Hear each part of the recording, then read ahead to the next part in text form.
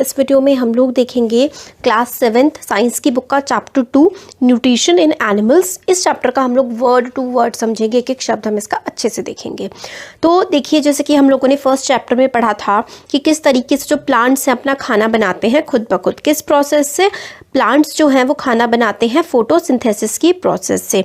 मगर एनिमल्स तो फोटोसिंथेसिस करते नहीं हैं। एनिमल जो हैं वो अपना खाना लेते हैं या तो प्लांट्स से या फिर डायरेक्टली ले लेंगे, इनडायरेक्टली ले लेंगे, या फिर हम एनिमल्स को खा लेते हैं। ठीक है, तो कुछ एनिमल्स जो होते हैं वो दोनों प्लांट्स और एनिमल्स दूसरे एनिमल्स को खाते हैं। और हम लोगों ने यही पढ़ा था कि all organisms including human beings required food for growth. मतलब सारे के सारे ऑर्गेनिजम्स को, हर किसी को जो भी इस धरती पर एग्जिस्ट करता है, जिसमें जान है, उसको खाने की ज़रूरत है ग्रोथ करने के लिए, रिपेयर करने के लिए and functioning of the body. Growth का मतलब होता है हमारे जो हाइट का बढ़ना या फिर हमारे ऑर्गन्स का ग्रो होना। रिपेयर का मतलब चोट लग जाती है, क्योंकि हमारी बॉडी में बहुत सारे सेल्स होते हैं, वो डैमेज होते रहते हैं, बनते रहते हैं। और हमारी शरीर में सब कुछ सही तरीके से चलता रहे, इसके लिए हम लोगों को खाने की बहुत ज़्यादा ज़रूरत होती है। तो animal nutrition includes nutrient requirements, mode of intake of food and its utilisation in the body. तो एनिमल न्यूट्रिशन का क्या मतलब होता है? एनिमल न्यूट्रिशन का मतलब होता है न्यूट्रिएंट रिक्वायरमेंट। जैसे कि हम लोग को कार्बोहाइड्रेट, फैट, प्रोटीन, आप लोगों ने इस क्लास में पढ़ा था ना, फैट्स, प्रोटीन्स, विटामिन, मिनरल्स वगैरह, इन सब की जरूरत होती है। तो ये सारी हमारी न्यूट्रिएंट रिक्वायरमेंट पूरी करती है। Mode of intake, mode of intake का मतलब होता है आप किस तरीके से खाने को खा रहे हो। ठीक है, और उसका यूटिलाइजेशन कैसे हो रहा है, मतलब आप क्या खाना खा रहे हो, कौन कौन से न्यूट्रिएंट खा रहे हो, किस तरीके से खा रहे हो, और आपकी बॉडी उसको किस तरीके से यूटिलाइज कर रही है, उसका इस्तेमाल कर रही है। यही हम लोगों का न्यूट्रिशन का पूरा प्रोसेस होता है। हम लोगों ने वेरियस कंपोनेंट्स ऑफ फूड के बारे में पढ़ा था, तो वही हम लोगों ने देखा ना, फैट्स हो गए, विटामिन हो गए, मिनरल्स हो गए, कार्बोहाइड्रेट्स हो गए, ठीक है, प्रोटीन हो गया, ये सारे के सारे वेरियस कंपोनेंट्स होते हैं फूड के। तो components of food such as carbohydrate और कॉम्प्लेक्स सब्सटेंस, मतलब जो कार्बोहाइड्रेट होता है ना, वो काफ़ी ज़्यादा कॉम्प्लेक्स होता है, मैथ्स की तरह। आप ऐसे समझ लीजिए, जिनको मैथ्स टफ लगता है, काफ़ी कॉम्प्लेक्स होता है, तो हमको उसको क्या करना पड़ता है, हम लोगों को ना उसको सिंपल बनाना होता है। जैसे कि अगर आप लोगों को बोल दिया जाए कि इसको ऐड करो एक साथ लगातार, है ना, नहीं कर पाएंगे। बट सिंपल कैसे होगा, आप पहले 5 + 2 कर लीजिए तो 7, फिर 2 + 6 कर लीजिए, इस तरीके से ऐड करेंगे तो सिंपल हो जाएगा। तो हम लोग जो कॉम्प्लेक्स कार्बोहाइड्रेट्स होते हैं उसको सिंपल सब्सटेंस में पहले कन्वर्ट करते हैं। और ये जो कॉम्प्लेक्स सब्सटेंस होते हैं can not be utilised as such, ऐसे ही हम उसको इस्तेमाल नहीं कर सकते, तो हम उसको तोड़ लेते हैं, हम लोग सिंपल चीज़ में उसको हम कन्वर्ट कर लेते हैं। तो हम लोग क्या करते हैं, हम लोग उसको ब्रेक डाउन कर देते हैं सिंपल सब्सटेंस में। तो break down of complex component of food into simpler substances is called digestion. तो हम लोगों का खाना पचता कैसे है, खाने के पचने के प्रोसेस को ही तो हम डाइजेशन कहते हैं। तो हम लोग जो खाना खा रहे हैं वो तो बहुत ही कॉम्प्लेक्स होता है, इसको कई भागों में कार्बोहाइड्रेट, प्रोटीन, फैट्स, है ना, इस अलग अलग पोर्शंस में करके तोड़ा जाता है। जब कॉम्प्लेक्स फूड को हम सिंपल सब्सटेंस में ब्रेक करते हैं, इसी प्रोसेस को हम लोग डाइजेशन कहते हैं। कैसे होता है यही पूरा इस चैप्टर में हम देखेंगे। तो different ways of taking food, किस किस तरीके से हम लोग खाना खा सकते हैं।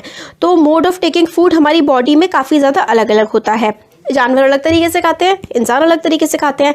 बीज हो गई, जो मधुमक्खियाँ हो गई, है ना, जैसे हमारा जो चावल का नाम है लर्नर बी, वैसे हिंदी में देखें तो ऐसा हो जाएगा सीखने वाली मधुमक्खी। आप लोग मधुमक्खी को समझ लीजिए। देखिए ऐसा है ना कि मधुमक्खी क्या होती है, छत्ती की तरफ जाती है ना, बहुत सारी मधुमक्खियाँ। तो आप ऐसे समझ लीजिए कि एक हब है जहाँ पर सब बच्चे पढ़ने आते हैं, तो इस तरीके से। ठीक है, तो देखिए, बीज and humming birds suck the nectar of plants.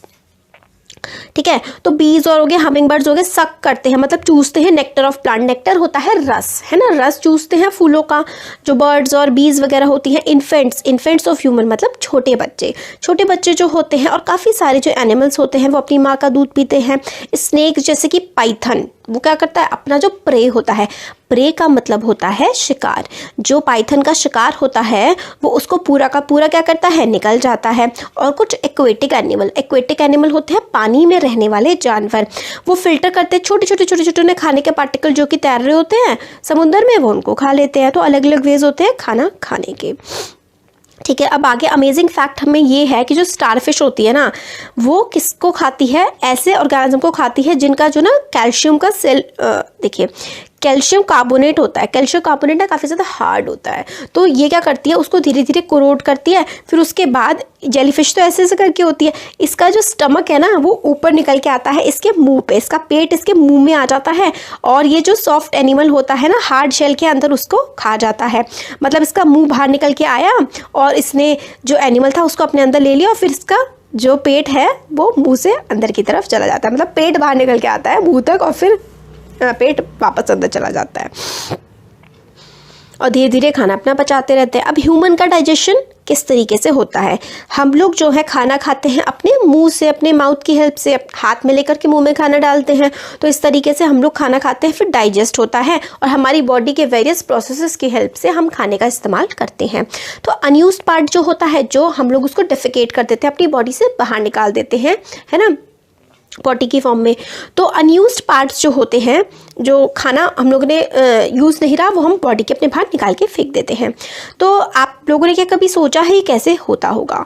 तो food passes through a continuous canal. Food जो है ना वो एक कंटिन्यूस कैनाल से पास होता है। तो देखिए यहाँ से हम लोगों ने मुंह से खाना खाया और ये पूरा का पूरा नीचे तक का प्रोसेस इसका चलता जाता है, ठीक है, कंटिन्यूस कैनाल के थ्रू, और फिर ये एनस से हमारे बाहर बॉडी के निकल जाता है, जो मतलब जो हमारे यूज़ का नहीं होता खाना, वो चीज़। फूड जो है वो कंटिन्यूस कैनाल के थ्रू जो है पास होता है, और ये buccal cavity and ends at the anus. Buccal cavity का मतलब होता है आपका मुंह, ठीक है, और एनस जो है जहाँ से आपकी बॉडी में से जो डिस्क्रीट होता है ना बाहर की तरफ निकलता है, वो होता है एनस। तो बकल कैविटी और ends at the anus, buckle cavity से स्टार्ट होता है, एनस पे खत्म होता है। देखिए ये है नीचे एनस, ये रहा एनस, यहाँ से नीचे बाहर निकल जाता है बॉडी के, और बकल कैविटी होता है ये वाला पार्ट आपका मुंह। तो बकल कैविटी में आपका खाना जाता है, एनस के थ्रू बाहर निकल जाता है।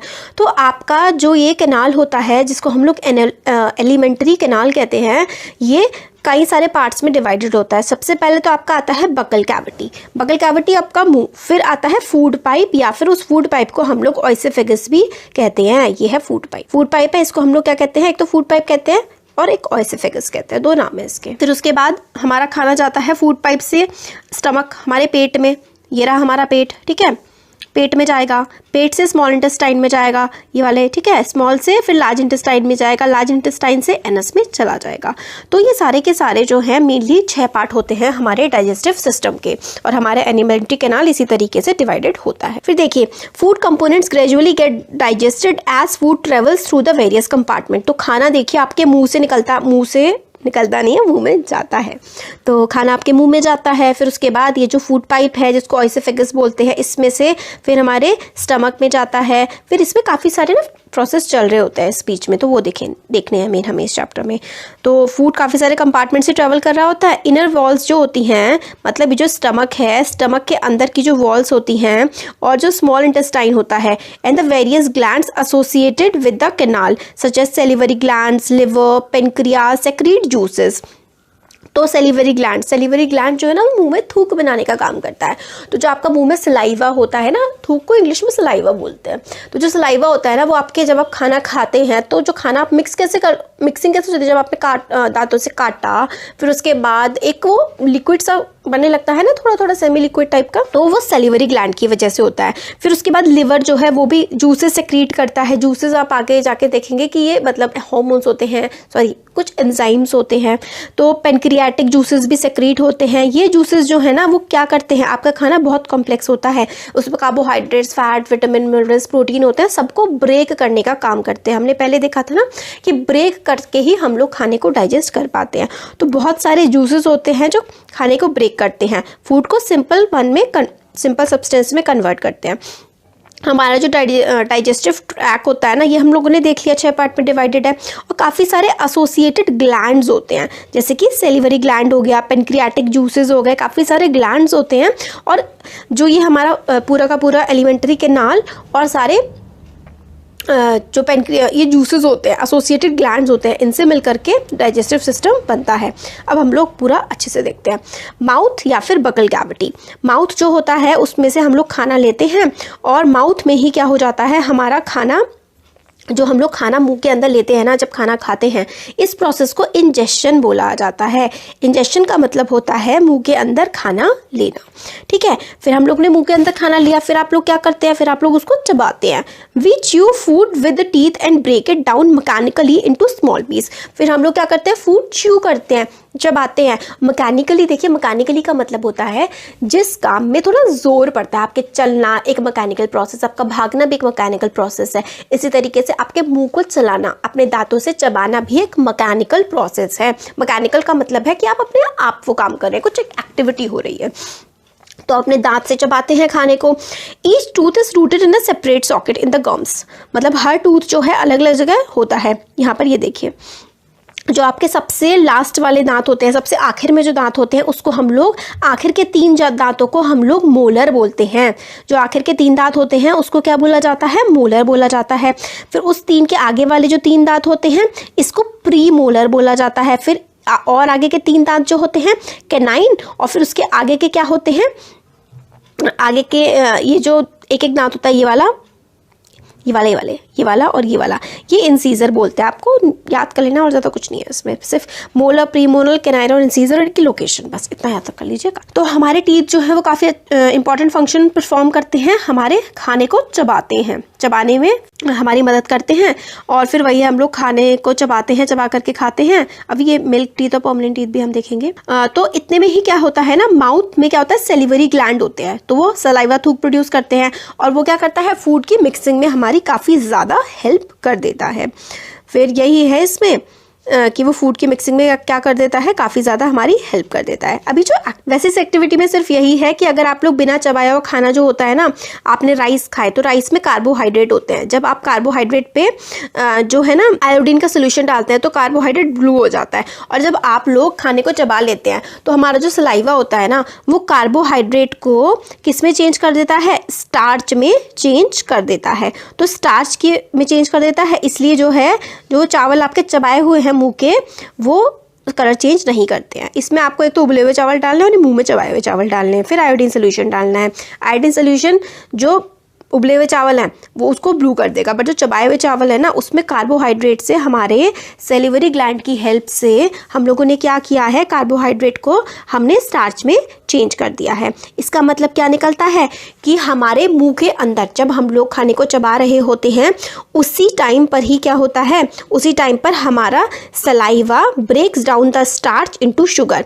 ठीक है, जो स्टार्च वाली चीज़ प्रेजेंट होती है ना, कार्बोहाइड्रेट से स्टार्च, और स्टार्च से क्या बन जाता है, वो शुगर में कन्वर्ट हो जाता है। मतलब सलाइवा स्टार्च को शुगर में कन्वर्ट करता है। वेरी इंपॉर्टेंट, सलाइवा जो है, हमारा जो सलाइवा होता है ना, थूक जो होता है, वो स्टार्च को क्या करता है, शुगर में चेंज कर देता है। और टंग क्या होती है, हमारे मुंह के अंदर क्या होती है, जीभ भी होती है। ये फ्लैशी सा ऑर्गन होता है, हड्डियां तो होती नहीं है, है ना, फ्लैशी ऑर्गन होता है, और बकल कैविटी में ये प्रेजेंट होता है, और हम इसको कहीं पर भी मूव कर सकते हैं। इसका फंक्शन जो है ना, क्या होता है, हम ये मिक्स सलाइवा प्रोड्यूस करते हैं। हमारी टंग ही तो सलाइवा प्रोड्यूस करने का काम करती है, और फिर उसके बाद हम लोग च्यू कर पाते हैं और खाने को आराम से स्वलो कर पाते हैं। और हम जो खाने का जो टेस्ट है ना, वो भी हम किसकी मदद से कर पाते हैं, हम लोग टंग की मदद से ही, तो जीभ की मदद से ही तो चीज़ों को टेस्ट कर पाते हैं। अब मिल्क टीथ और परमानेंट टीथ, मिल्क टीथ वही होता है जब हम लोग छोटे होते हैं ना, 6 से 8 ईयर की एज के, तो हमारे दांत मिल्क टीथ होते हैं।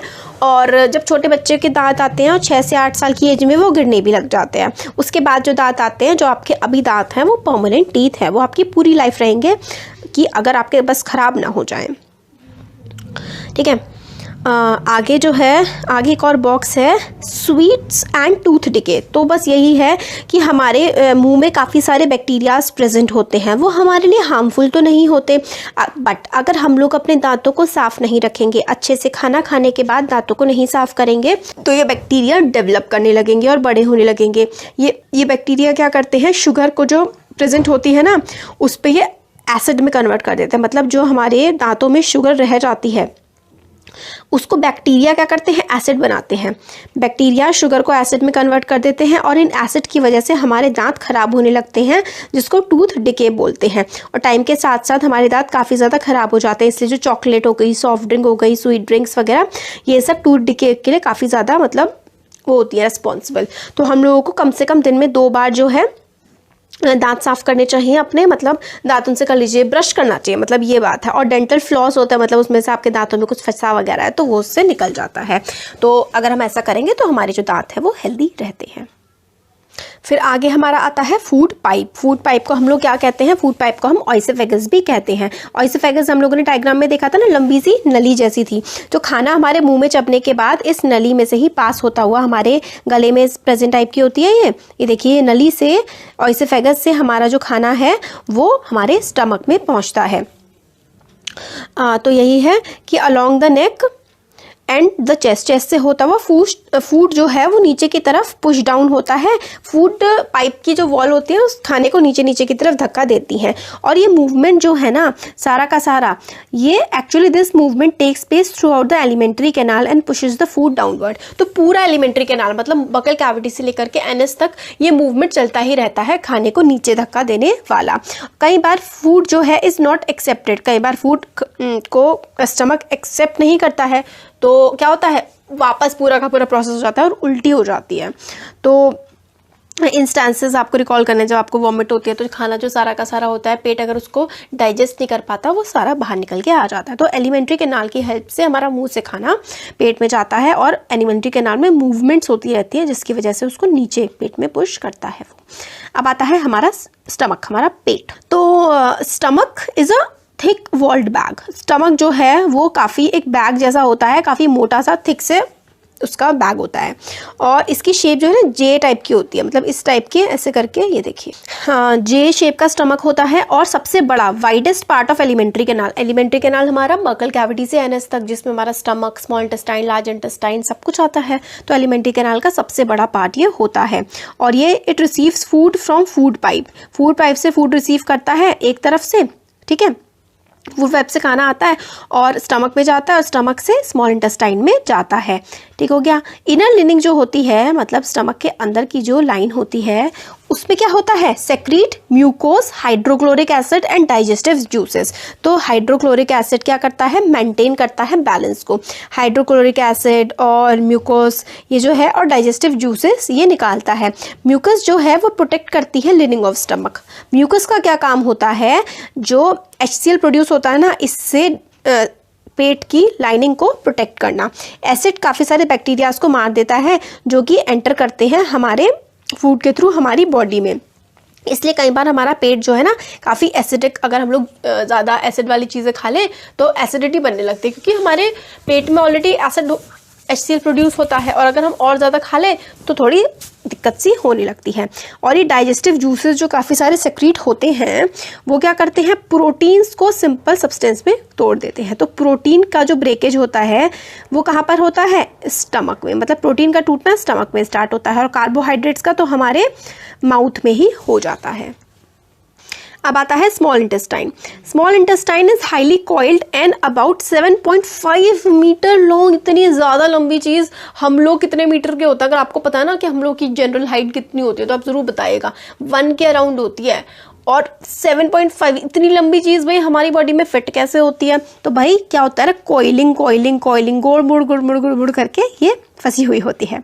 तो इट रिसीव सेक्रीशन। सेक्रीशन मतलब कुछ जूसेस आते हैं इसमें लिवर से और पेनक्रियास में, ठीक है, और ये खुद भी अपने भी जूस सेक्रीट करती है। तो लिवर से आते हैं स्मॉल इंटेस्टाइन में जूसेस और पेनक्रियास से आते हैं और ये अपने भी जूस सेक्रीट करता है और ये खाने को फर्दर डाइजेस्ट करता है। The liver is reddish brown gland. Reddish, red से ब्राउन से कलर का ग्लैंड होता है जो कि upper part of abdomen in the right side, मतलब आपके एब्डोमेन के अपर पार्ट में, स्टमक से ऊपर की तरफ होता है ना लिवर, एब्डोमेन के अपर पार्ट में लिवर सिचुएटेड होता है और ये सेक्रीशंस देता है स्मॉल इंटेस्टाइन को, ठीक है। और क्या आता है इसमें से? बाइल जूस आता है। Liver secrete bile juice that is stored in the sac called gall bladder. Gall bladder में बाइल जूस जो है प्रेजेंट होता है। बाइल को पित्त कहते हैं, ठीक है। तो बाइल जो है गॉल ब्लैडर में प्रेजेंट होता है और bile plays an important role in the digestion of fat. Bile का क्या काम होता है? फैट्स को डाइजेस्ट करना। फैट्स को डाइजेस्ट करता है बाइल, यानी कि फैट्स कहाँ पे डाइजेस्ट हो रहे हैं? फैट्स स्मॉल इंटेस्टाइन में हो रहे हैं, प्रोटीन्स हो रहे हैं स्टमक पे और कार्बोहाइड्रेट्स हमारे माउथ में होते हैं। पेनक्रियाज जो है वो काफ़ी लार्ज क्रीम कलर का ग्लैंड है, जस्ट बिलो स्टमक, स्टमक के नीचे की तरफ है। और पेनक्रियाटिक जूस जो होते हैं ना, जैसे कि कार्बोहाइड्रेट, पेनक्रियाटिक जूस एक्ट करता है, काम करता है कार्बोहाइड्रेट, फैट और प्रोटीन पे and change them into simpler forms. तो पेनक्रियाटिक जूस जो आते हैं वो कार्बोहाइड्रेट, फैट और प्रोटीन तीनों पे एक्ट करते हैं, यानी कि स्मॉल इंटेस्टाइन में कार्बोहाइड्रेट, फैट और प्रोटीन सब पर एक्ट होता है, सबका डाइजेशन होता है और इसको सिंपलर फॉर्म में कन्वर्ट करने में हेल्प करता है। और the partly digested food now reaches the lower part of the small intestine where intestinal juice completes the digestion of all components of the food. फिर जो डाइजेस्टेड खाना होता है जो कि स्मॉल इंटेस्टाइन में पहुंच गया होता है, फिर उससे नीचे की टाइप के पार्ट में वो पहुंच जाता है। Carbohydrate get broken down, carbohydrate और छोटे सिंपल शुगर्स में कन्वर्ट हो जाते हैं, ग्लूकोज, फैट्स। ठीक है, देखिए कार्बोहाइड्रेट्स किस में चेंज हो जाते हैं, ग्लूकोज में हो जाते हैं स्मॉल इंटेस्टाइन में। फैट्स किस, ये चीज़ बहुत ज़्यादा इंपॉर्टेंट है, आपके एग्जाम में बहुत ज़्यादा पूछी जाती है। फैट्स चेंज होते हैं फैटी एसिड्स में और ग्लाइसरॉल, ठीक है, ग्लाइसरॉल में फैटी एसिड, ग्लाइसरॉल में, और प्रोटीन होते हैं अमीनो एसिड में। ये आप अपनी बुक में मार्क कर लीजिए, ये तीनों लाइनें ना आपके 10th क्लास के एग्जाम में भी आती है, ये तीन चीज़ें। आप 7th क्लास अच्छे से करिए, 7th का और 10th का कोर्स बहुत सिमिलर होता है। तो देखिए फैट्स जो है वो ब्रोकन डाउन होते हैं सिंपल शुगर्स में, कार्बोहाइड्रेट जो है वो ग्लूकोज में, fats fatty acids and glycerol में, और प्रोटीन्स अमीनो एसिड्स में। ये बहुत इंपॉर्टेंट है। तो जो इंपॉर्टेंट चीज़ है, काफ़ी इंटरेस्टिंग सी चीज़ है कि हम लोगों को स्टमक की, कि हमारा पेट कैसे काम करता है, ये हमें बाई एक्सीडेंट पता लगा जब 1822 में एक मैन जो था वो काफ़ी मतलब उसके गन लग गई थी पेट पर। तो डॉक्टर ने उसको मतलब ठीक तो कर दिया, बट उसकी ना एक पेट में होल रह गया।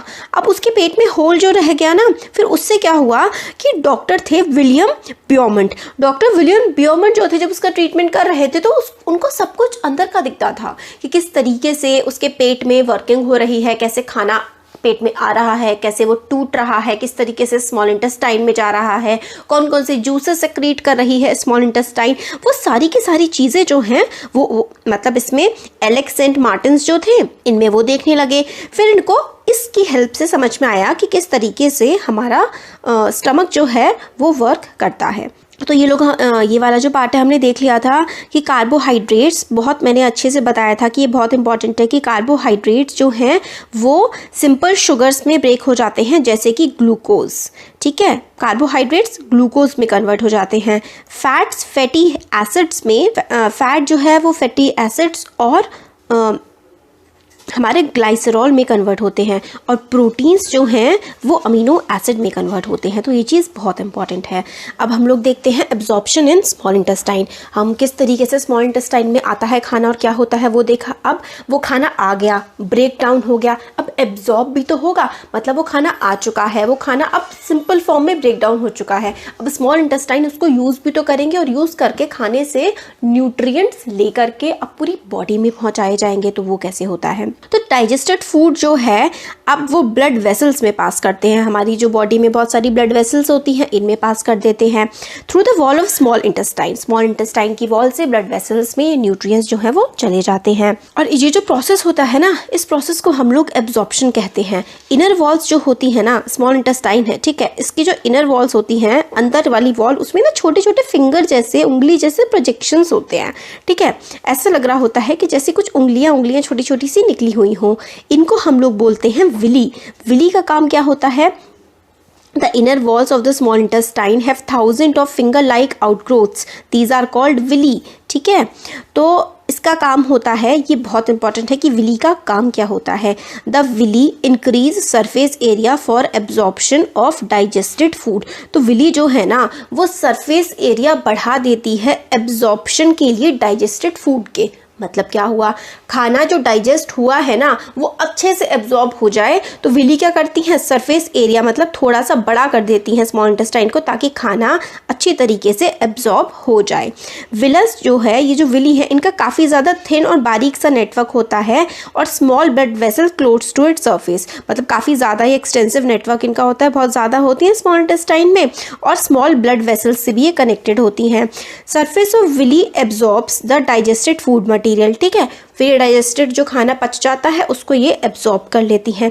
एब्जॉर्ब सब्सटेंस जो हैं वो ब्लड वेसल्स में पास कर दिए जाते हैं और ब्लड वेसल्स की हेल्प से अलग अलग ऑर्गन्स में हमारी बॉडी के इसको पहुंचा दिया जाता है।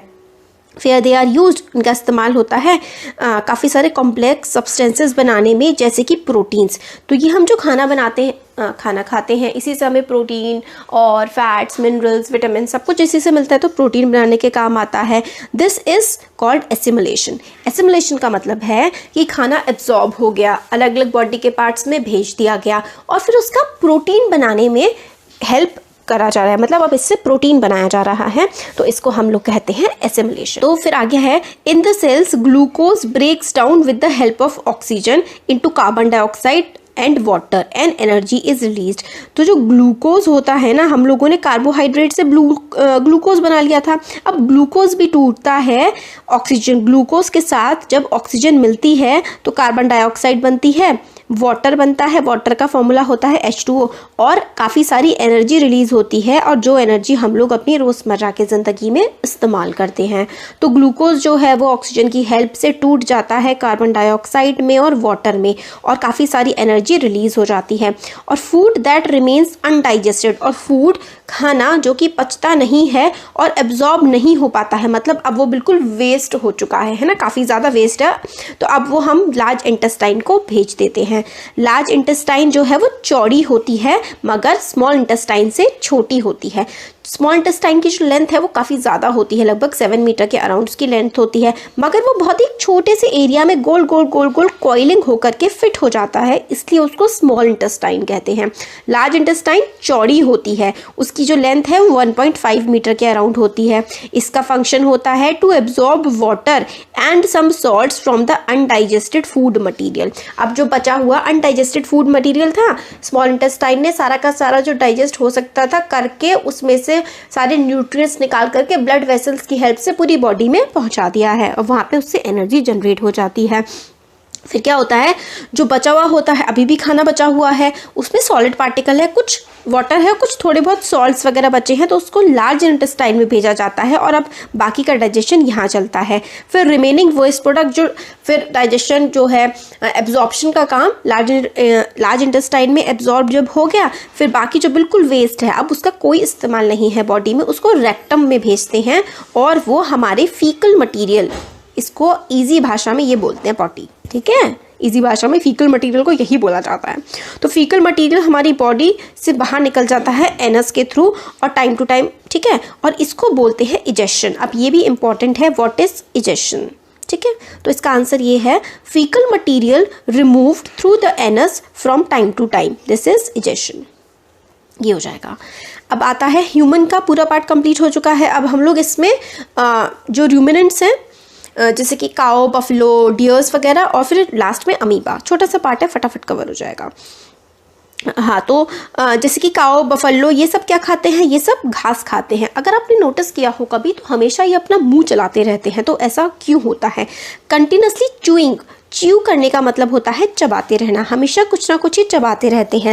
एक्चुअली होता क्या है, ये घास जब खाते हैं ना तो फटाफट से उसको स्वोलो कर जाते हैं। स्वोलो का मतलब होता है उसको ये निकल जाते हैं, और फिर इनका स्टमक, इनका जो पेट होता है ना, and store in a part of stomach, इनके स्टमक में एक पार्ट, एक जगह होती है, उसको रूमन बोला जाता है। यहाँ पर ये जो है फूड गेट्स पार्शियली डाइजेस्टेड, यहाँ पर इनके स्टमक में एक पार्ट होता है रूमेन, जहाँ पर थोड़ा थोड़ा सा फूड का डाइजेशन हो जाता है, partially digested and is called cut, ठीक है। तो रूमेन में थोड़ा थोड़ा सा खाना इनका डाइजेस्ट हो जाता है, और जो थोड़ा बहुत पार्शियली डाइजेस्टेड, पार्शियली का मतलब होता है जो चीज़ पूरी तरीके से ना हुई हो, तो इस पार्शियली डाइजेस्टेड खाने को क्या कहते हैं, कट कहते हैं। और बाद में क्या होता है कि कट जो है ना, ये दोबारा मुंह में वापस चला जाता है छोटे छोटे टुकड़ों की फॉर्म में, और एनिमल जो है फिर उसको चू करते रहते हैं।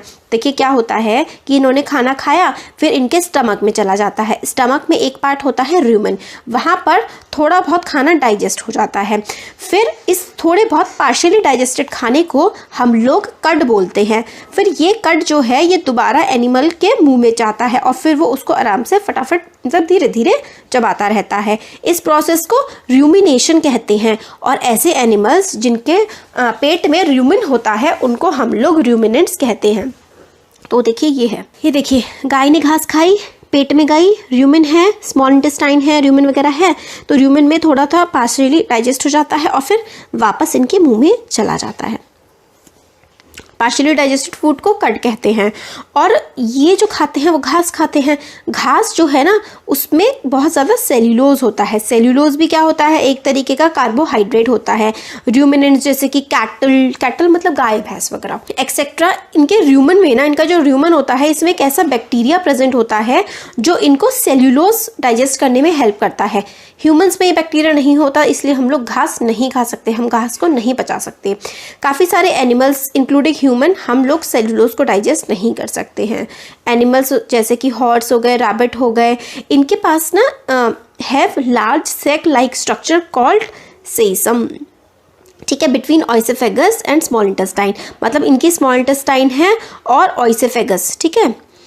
ये देखिए ये ऑइसेफेगस फूड पाइप है और फिर इनकी स्मॉल इंटेस्टाइन है। इनके बीच में ना इनका एक सैग जैसा मतलब मोटा सा थोड़ा सा एक स्ट्रक्चर होता है, एक ऑर्गन होता है जिसका नाम सेसम होता है। किसमें, हॉर्स में, रैबिट में, स्मॉल इंटेस्टाइन और फूड पाइप के बीच में एक ऑर्गन होता है सेसम नाम का।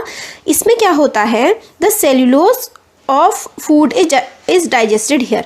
मतलब जो सेल्यूलोज होते हैं ना, ये लोग जो घास खाते हैं जैसे कि जानवर जैसे कि हॉर्स और रैबिट, इनके सेसम में ये डाइजेस्ट होता है और एक बैक्टीरिया इस पे एक्ट करता है जो कि ह्यूमंस के पास प्रेजेंट नहीं होता।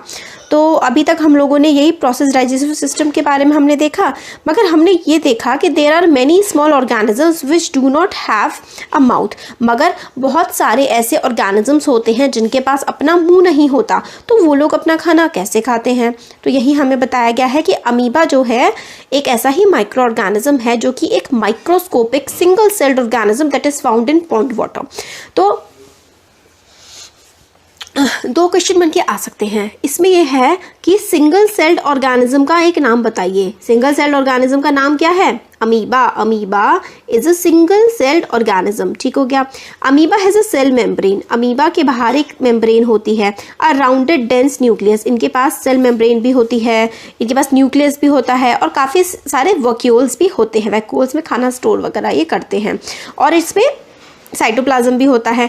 Amoeba constantly changes its shape. Amoeba कभी ऐसा हो जाएगा तो कभी अमीबा ऐसा हो जाएगा, कभी अमीबा ऐसा हो जाएगा। अमीबा अपनी ना शेप पूरी तरह चेंज करता रहता है, ठीक है। इट पुशेस आउट वन और more finger like projections called pseudopodia और false feet for movement and capture food. तो ये देखिए ना, स्यूडोपोडिया का देखिए इस्तेमाल करता है। स्यूडोपोडिया का मतलब होता है झूठा, झूठे पैरों का या झूठे मुंह का इस्तेमाल करता है। जब भी इसके पास खाना आता है अपनी शेप चेंज करता है और यहाँ पे खाना आया, शेप चेंज करी, पहले ऐसे इसके अंदर आ गया फिर बंद हो जाता है, तो इसके पूरा अंदर आराम से खाना चला जाता है। अमीबा जो है वो छोटे छोटे माइक्रोस्कोपिक ऑर्गेनिज्म पे फीड करता है, उनको खाता है और जब उसको पता लगता है कि उसका खाना उसके पास है तो अपने स्यूडोपोडिया को फिंगर जैसे प्रोजेक्शन को पुश करता है, खाने को अपने अंदर ले लेता है और फूड वैक्यूल्स होते हैं इसके अंदर, उनको दबा लेता है। डाइजेस्टिव जूस सेक्रीट होते हैं फूड वैक्यूल में। तो फूड वैक्यूल में खाना है, इसमें से डाइजेस्टिव जूसेस सेक्रीट हो रहे हैं, वो खाने पर एक्ट करते हैं और खाने को जो है वो सिंपल सब्सटेंसेस में ब्रेक कर देते हैं और ग्रेजुअली जो डाइजेस्टेड फूड होता है वो एब्जॉर्ब हो जाता है और जो चीज़ एब्जॉर्ब नहीं होती है वो उसको क्या कर देते हैं, बाहर भेज देते हैं, बॉडी से बाहर निकाल देते हैं। Undigested residue of the food is expelled out of vacuole के बाहर निकाल देते हैं। और ये जो खाना एब्जॉर्ब हुआ है इसका ग्रोथ में, मेंटेनेंस में, मल्टीप्लिकेशन में, आगे अपने को बढ़ाने में इसका इस्तेमाल ये करते हैं। तो हम लोगों ने देखा कि बेसिक प्रोसेस जो होता है ना डाइजेशन का, कि हम लोग खाना खाते हैं, एनर्जी रिलीज करते हैं, ये सारे के सारे जानवरों में सेम होता है। फिर आगे आने वाले चैप्टर्स में हम लोग ट्रांसपोर्ट मटीरियल वगैरह काफ़ी सारा कुछ देखेंगे। इस चैप्टर में हम लोगों ने डाइजेशन के बारे में देखा। नेम द फॉलोइंग में क्या है, absorption of food, absorption of food हमारी बॉडी में कौन करता है? हमारी बॉडी में एब्जॉर्प्शन ऑफ फूड मतलब फूड को एब्जॉर्ब करना, सोखना, वो किसका काम होता है? स्मॉल इंटेस्टाइन का। दो टाइप की इंटेस्टाइन होती है हमारी बॉडी में, लार्ज इंटेस्टाइन और स्मॉल इंटेस्टाइन। स्मॉल इंटेस्टाइन का काम होता है फूड को एब्जॉर्ब करना, फूड में जो भी इंपॉर्टेंट न्यूट्रिएंट्स होते हैं उनको। च्यूइंग ऑफ फूड, च्यू का मतलब होता है चबाना, तो चबाने का काम कौन करता है? हमारा माउथ करता है। हमारे माउथ में जो पूरी बकल कैविटी होती है, मतलब जैसे कि हमारे जो दांत होते हैं, टंग हो गई, तो बकल कैविटी का काम होता है फूड को च्यू करना, चबाना। किलिंग ऑफ बैक्टीरिया मतलब जो फूड में बैक्टीरियाज प्रेजेंट होते हैं, हार्मफुल जो हो सकते हैं हमारे लिए, वो कौन किल करता है? स्टमक, हमारा पेट। कंप्लीट डाइजेशन ऑफ फूड, जो फूड का पूरी की पूरी तरीके से डाइजेशन होता है, पचता है, वो पेट में नहीं पचता है, लोग बोलते हैं ना पेट में पचता है, तो मतलब वही पेट का पार्ट समझते हैं सब, तो वो होता है स्मॉल इंटेस्टाइन में। और ये जो एब्जॉर्प्शन ऑफ फूड और डाइजेशन ऑफ फूड दोनों के दोनों होता है हमारा स्मॉल इंटेस्टाइन में, मतलब पूरी तरीके से जो डाइजेस्ट हो जाता है वो कंप्लीट डाइजेशन स्मॉल इंटेस्टाइन में होता है। फॉर्मेशन ऑफ फीसेस किस में होता है? लार्ज इंटेस्टाइन में। अब मैच करना है हमको कि फूड कंपोनेंट और उसका प्रोडक्ट ऑफ डाइजेशन क्या बनता है। मतलब फूड ये कंपोनेंट है, कंपोनेंट को ये वाला मतलब फूड का ये वाला कंपोनेंट है, न्यूट्रिएंट है, और इससे डाइजेशन के बाद क्या बनता है वो बताना है। तो कार्बोहाइड्रेट जब डाइजेस्ट हो जाते हैं तो हमारी बॉडी में शुगर रिलीज़ करते हैं। प्रोटीन्स जब डाइजेस्ट हो जाते हैं तो वो अमीनो एसिड्स प्रोड्यूस करते हैं। फैट्स जो हैं वो फैटी एसिड और ग्लिसरॉल। फिर अब देखते हैं कुछ और क्वेश्चंस आगे के। What are villi, what is their location and function. तो विली जो है वो क्या होता है, उसकी लोकेशन कहाँ पर होती है और उसका फंक्शन क्या होता है। तो the villi the inner walls of small intestine have thousands of finger-like outgrowth. These are called villi. The villi increase the surface area for absorption of the digested food. तो जो हमारी इनर वॉल होती है small intestine की, मतलब देखिए बाहर की तरफ स्मॉल इंटेस्टाइन है, उसके अंदर का जो लेयर होगी उस पर छोटी छोटी सी वॉल्स होती हैं, इनर वॉल्स होती हैं, और उसमें थाउजेंड्स ऑफ मतलब बहुत सारी हमारी जैसी फिंगर होती है ना, उसका बिल्कुल पतला सा रूप देख समझ लीजिए, फिंगर लाइक की आउटग्रोथ होती है, पतली पतली फिंगर जैसी निकली हुई होती हैं, और उसको ही हम कहते हैं विली। उनकी लोकेशन हो गई कहाँ पर? स्मॉल इंटेस्टाइन में। क्या हो गई? स्मॉल फिंगर लाइक आउटग्रोथ या फिर प्रोजेक्शंस उनको हम कह सकते हैं। तो फंक्शन क्या होता है? The villi increase surface area for absorption of digested food. तो विली जो होती है हेल्प करती है इंक्रीज करने में एरिया की, मतलब ज़्यादा से ज़्यादा एरिया में स्मॉल इंटेस्टाइन के फूड का डाइजेशन हो सके, ये होता है विली का फंक्शन। फिर नेक्स्ट क्वेश्चन है what are the where is the bile produced? Which component of the food does it help to digest? तो जो बाइल है वो कहाँ पर प्रोड्यूस होता है, और ऐसा कंपोनेंट जो फूड है जो उसको हेल्प करता है डाइजेस्ट करने में, कौन सा component of food it help to digest? तो liver is the largest gland in the body, it secrete bile juice that is stored in sac called gall bladder. The bile plays an important role in digestion of fats. तो bile कहाँ produce होता है? Bile produce होता है liver में। Liver हमारी body का largest gland है और वो सेक्रीट करता है बाइल जूस। तो लिवर सेक्रीट करता है बाइल जूस, और जो कहाँ पे स्टोर होता है बाइल जूस? एक सैक लाइक होता है, सैक जैसा होता है, गॉल ब्लैडर। तो बाइल जूस यहाँ पे गॉल ब्लैडर में स्टोर होता है, और बाइल जो है काफ़ी ज़्यादा इंपॉर्टेंट रोल प्ले करता है फूड के डाइजेशन में। तो ये इसका काम क्या होता है? डाइजेशन ऑफ फूड कौन हेल्प करता है हमारे खाने को डाइजेस्ट करने में? Bile juice. और कहाँ वो प्रोड्यूस होता है? लिवर में। लिवर उसे सेक्रेट करता है। नेक्स्ट क्वेश्चन है name the type of carbohydrate that can be digested by ruminants but not by humans, give the reason also. तो हमें टाइप ऑफ कार्बोहाइड्रेट्स बताने हैं जो रूमिनेंट्स जो होते हैं उनके द्वारा डाइजेस्ट किए जाते हैं, मगर ह्यूमन के द्वारा नहीं वो डाइजेस्ट किए जा सकते, और उसका रीज़न भी बताना है। तो सेल्यूलोज इसका आंसर है। Cellulose is the type of carbohydrate that can be digested by ruminants and not by humans. Ruminants आप उनको कह सकते हैं जैसे कि जो गाय भैंसे होती है ना, इनको। तो ये लोग सेल्यूलोज घास में होती है, लोग घास खाते हैं ना, घास में सेल्यूलोज होती है। ह्यूमन बॉडी सेल्यूलोज को डाइजेस्ट नहीं कर सकती है, ये लोग कर सकते हैं। तो carbohydrate, cellulose is a type of carbohydrate, और वो हमारी जो बॉडी है, ह्यूमन बॉडी, उसको डाइजेस्ट नहीं कर पाती, रूमिनेंट्स कर पाते हैं। तो ruminants like cattle, deer etcetera, bacteria present in rumen help in digestion of cellulose. तो ये जो एनिमल्स होते हैं इनमें एक बैक्टीरिया प्रेजेंट होता है जो हेल्प कर देता है डाइजेशन करने के लिए सेलुलोज की। Many animals including humans can not digest cellulose because ruminants have a large sac-like structure called caecum between the oesophagus and the small intestine. The cellulose of the food is digested here by the action of bacteria, certain bacteria which are not present in humans. तो मतलब यहाँ पे इनमें bacteria present होता है ruminants में, ऐसा जो सैक लाइक मतलब थैले जैसा, थैले टाइप का कोई स्ट्रक्चर होता है उसमें, और उसको कैइकम बोलते हैं, CAECUM। और वो कहाँ पर प्रेजेंट होता है? ऑइसोफेगस और स्मॉल इंटेस्टाइन के बीच में। ऑइसोफेगस मतलब हमारा जो फूड पाइप वाला होता है ना, माउथ से लेकर के स्मॉल इंटेस्टाइन के बीच में ये प्रेजेंट होता है रूमिनेंट्स में। और इसके एक्शन से, इस बैक्टीरिया के एक्शन से सेलुलोज को जो है ये लोग पचा लेते हैं, और ह्यूमन में ये वाला बैक्टीरिया नहीं पाया जाता है। नेक्स्ट है question, why we get instant energy from glucose. हम जो ग्लूकोज खाते हैं उससे हमें इंस्टेंट एनर्जी, मतलब एकदम से हमें एनर्जी उससे कैसे मिल जाती है? तो glucose is a simple sugar carbohydrate when consumed have to be digested into glucose. As glucose can be easily absorbed in blood, it provides energy to the body. Hence, when the glucose is directly taken, it does not have to be digested and thus act as instant source of energy. तो जो glucose है वो simple sugar होता है, ठीक है। Simple sugar का मतलब क्या हो गया कि जैसे हम लोग जो नॉर्मल शुगर लेते हैं वो एक सिंपल शुगर का फॉर्म है, और जो हमें चीनी भी नहीं होती है। और कार्बोहाइड्रेट जो है वो कार्बोहाइड्रेट अगर हम खाते हैं जैसे आलू के फॉर्म पे, तो उसको डाइजेस्ट होना पड़ता है, डाइजेस्ट होने के बाद वो ग्लूकोज में कन्वर्ट होता है। और ग्लूकोज तो ऑलरेडी उसी फॉर्म में होता है जो हमारी कार्बोहाइड्रेट डाइजेस्ट होने के बाद आते हैं उस फॉर्म में। तो इसलिए जब हम ग्लूकोज खाते हैं तो इंस्टेंटली हमारी बॉडी को एनर्जी मिल जाती है, क्योंकि हमारा ब्लड जो है वो उस ग्लूकोज को आराम से एब्जॉर्ब कर पाता है, सोख पाता है, और तुरंत ही हमारी बॉडी को एनर्जी प्रोवाइड कर पाता है। तो आगे यही है कि बाकी जो है जो कार्बोहाइड्रेट है उसकी पहले डाइजेशन की ज़रूरत पड़ती है, और ग्लूकोज को डाइजेस्ट नहीं करना पड़ता, ब्लड डायरेक्टली एब्जॉर्ब कर लेता है और तुरंत ही एनर्जी प्रोवाइड कर देता है। फिर नेक्स्ट है, right one similarity and one difference between the nutrition in amoeba and human beings. तो एक ऐसी सिमिलैरिटी बतानी है और एक डिफरेंस बताना है जो न्यूट्रिशन होता है, जो न्यूट्रिशन प्रोवाइड मतलब सोखता है अमीबा और ह्यूमन बींग, किस तरीके से सिमिलर है और किस तरीके से डिफरेंट है। तो सिमिलैरिटी है, both amoeba and humans require energy for growth and maintenance of their body. तो जो अमीबा भी और ह्यूमन बींग भी, दोनों को क्या ज़रूरत होती है? न्यूट्रिशन की ज़रूरत होती है, एनर्जी की ज़रूरत होती है अपनी बॉडी को मेंटेन करने के लिए और बढ़ने के लिए, ग्रोथ के लिए। This energy is derived from the food that they eat. और एनर्जी हमें कहाँ से मिलती है? हमें खाने से एनर्जी मिलती है।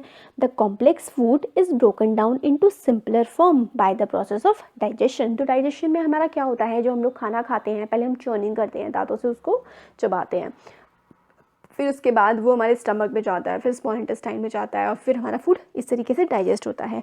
तो हम लोग कॉम्प्लेक्स फूड को, जो हमारा नॉर्मल खाना होता है वो कॉम्प्लेक्स फूड होता है, इसको हम छोटे छोटे पार्ट्स में तोड़ करके डाइजेस्ट करते हैं। तो ये तो सिमिलैरिटी हो गई, अमीबा भी ऐसा ही करता है। तो अमीबा और फिर ह्यूमन बींग, अमीबा में क्या होता है? Mouth and digestive system are absent in amoeba, differences बताए गए हैं हमें। और ह्यूमन बींग में माउथ और कॉम्प्लेक्स डाइजेस्टिव सिस्टम प्रेजेंट होता है। अमीबा में digestive juices are secreted in the food vacuole. Digestive juices जो होते हैं वो कहाँ सेक्रेट होते हैं? फूड वैक्यूल में। और ह्यूमन बींग्स में digestive juices are secreted in stomach, small intestine and buccal cavity. तो इनमें क्या होता है? अमीबा में वैक्यूल में सेक्रेट होते हैं डाइजेस्टिव जूसेस, और ह्यूमन बींग में कहाँ होते हैं? स्टमक में होते हैं, अलग अलग पार्ट्स में होता है। स्टमक, स्मॉल इंटेस्टाइन और बकल कैविटी, 3 जगह पर डाइजेस्टिव फूड जो है वो सेक्रेट होते हैं। फिर नेक्स्ट क्वेश्चन है हमारा, can we survive only on raw leafy vegetable या फिर ग्रासेस? डिस्कस करिए। तो इसका आंसर होगा no, humans can not survive only on raw leaves, vegetables और ग्रासेस। क्यों ह्यूमन बींग्स सिर्फ इन चीज़ों पे सर्वाइव नहीं कर सकते हैं? ऐसा क्यों? It is because the grass is rich in cellulose. हमने जैसे पहले पढ़ा था, सेल्यूलोज में रिच होती है घास, which is a type of carbohydrate that human are not able to digest due to absence of cellulose digestive enzyme. तो हमारी बॉडी में सेलुलोज डाइजेस्टिव एंजाइम नहीं होता है, इसलिए हम लोग जो ग्रास में सेलुलोज होती है उसको डाइजेस्ट नहीं कर पाएंगे तो न्यूट्रिएंट उसमें से नहीं ले पाएंगे और एनर्जी को जिसकी रिक्वायरमेंट है न्यूट्रिशंस की वो नहीं मिल पाएंगे, तो इसलिए हम लोग इन चीज़ों पर ज़िंदा नहीं रह सकते हैं। तो ये वाले हमारे हो गए। फिर अब हम देख लेते हैं हमारा ह्यूमन का जो डाइजेस्टिव सिस्टम होता है, ये ह्यूमन डाइजेस्टिव सिस्टम है। ये देखिए हम लोगों का ये माउथ है, माउथ में फिर हमारे दांत होते हैं, है ना, फिर ये दांत, जीभ वगैरह ये सारा का सारा मिलके बकल कैविटी बनता है। फिर उसके बाद सेलिवरी ग्लैंड्स होते हैं, जैसे हमारे मुंह में जो थूक बनता है ना, उसकी वजह से हमारा जो खाना है वो हम लोग जो है वो डाइजेशन के लिए आगे खाने को नहीं भेज पाएगा, क्योंकि चर्निंग होती है और खाना छोटे छोटे पार्ट्स में वो होता है, डिवाइड होता है। फिर आगे है ऑइसोफेगस, ये बड़ा सा जो पाइप है ना जिसके हेल्प से नीचे जाता है हमारे पेट में खाना, तो ये ऑइसोफेगस होता है। फिर हमारा ये स्टमक है, फिर स्टमक के नीचे की साइड होते हैं पेनक्रियाज, फिर इसके एक साइड लिवर होता है और यहीं पर गॉल ब्लैडर प्रेजेंट होता है। फिर स्मॉल इंटेस्टाइन होती है, ये जो बीच वाली है, और ये बड़ी वाली जो है ये लार्ज इंटेस्टाइन है। नीचे की तरफ आता है हमारा रेक्टम और एनस आता है।